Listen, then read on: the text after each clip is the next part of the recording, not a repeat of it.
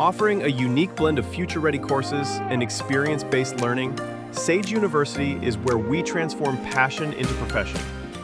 विदेश मंत्री एस जयशंकर इस वक्त चीन में हैं। चीन पहुंचकर उन्होंने शी जिनपिंग से मुलाकात की। जयशंकर की शी जिनपिंग से मुलाकात की ये तस्वीर इस वक्त सोशल मीडिया पर वायरल है। लेकिन एस जयशंकर ने शी जिनपिंग से प्रधानमंत्री मोदी का जिक्र किया। तो आखिरकार क्यों जयशंकर ने पीएम मोदी का इस मुलाकात के दौरान जिक्र किया? भारतीय विदेश मंत्री ने खुद सोशल मीडिया साइट एक्स पर शी जिनपिंग के साथ मुलाकात की तस्वीरें साझा की। उन्होंने कहा कि सुबह बीजिंग में एससीओ के विदेश मंत्रियों के साथ मैंने राष्ट्रपति शी जिनपिंग से मुलाकात की। इस दौरान उन्होंने राष्ट्रपति मुर्मू और पीएम मोदी का मैसेज भी चीनी राष्ट्रपति को दिया। एस जयशंकर ने कहा कि मैंने राष्ट्रपति द्रौपदी मुर्मू और प्रधानमंत्री मोदी की शुभकामनाएं उन्हें दी। मैंने राष्ट्रपति शी जिनपिंग को हमारे द्विपक्षीय संबंधों के बारे में बताया। इस मामले में हमारे नेताओं के मार्गदर्शन को महत्व दिया। जिनपिंग से मुलाकात के बाद जयशंकर ने कहा कि मुझे खुशी है कि हमारे नेताओं ने इस बारे में मार्गदर्शन किया। हम इस मामले में अपने नेताओं के गाइडेंस को महत्व देते हैं।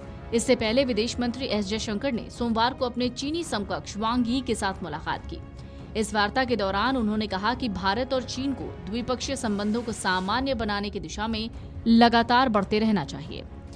जयशंकर ने कहा कि इससे तनाव कम करने समेत बॉर्डर संबंधी मुद्दों का समाधान किया जा सकेगा। विदेश मंत्री एस जयशंकर ने चीन के राष्ट्रपति से जैसे ही मुलाकात की, जिक्र होने लगा गलवान हिंसा का। ये मुलाकात इसलिए बेहद अहम मानी जा रही है क्योंकि जून 2020 में गलवान घाटी में हुई हिंसक झड़प के बाद दोनों देशों के बीच ये सीधे संवाद का पहला उच्च स्तरीय अवसर था। ये बैठक उस समय हुई जब भारत और चीन पूर्वी लद्दाख में सीमा विवाद के बाद रिश्तों में आई तल्खी को दूर करने की कोशिश कर रहे हैं। जयशंकर पहले भी कह चुके हैं कि सीमा पर शांति के बिना भारत चीन संबंध सामान्य नहीं हो सकते हैं। इस बैठक के राजनयिक और रणनीतिक दोनों मायने हैं। ये मुलाकात ये दिखाती है कि शी जिनपिंग और मोदी सरकार के बीच संवाद के रास्ते खुले हैं। दोनों देश क्षेत्रीय और वैश्विक स्तर पर बढ़ती चुनौतियों को लेकर अधिक सामंजस्य के लिए तैयार हो सकते हैं, खास तौर से एससीओ जैसे बहुपक्षीय मंचों पर। इस संवाद से एलएसी पर डिसएंगेजमेंट की संभावनाओं को भी बल मिल सकता है।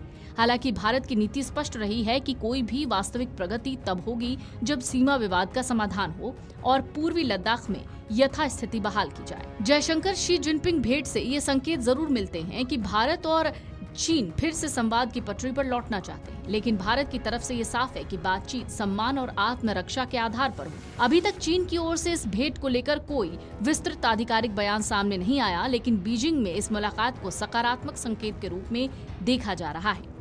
आने वाले समय में इस मुलाकात के असर को सेना स्तर की बातचीत, व्यापारिक समझौतों और सीमा स्थिरता जैसे क्षेत्रों में महसूस किया जा सकेगा या नहीं, ये देखना दिलचस्प होगा। Video desk amarujala.com।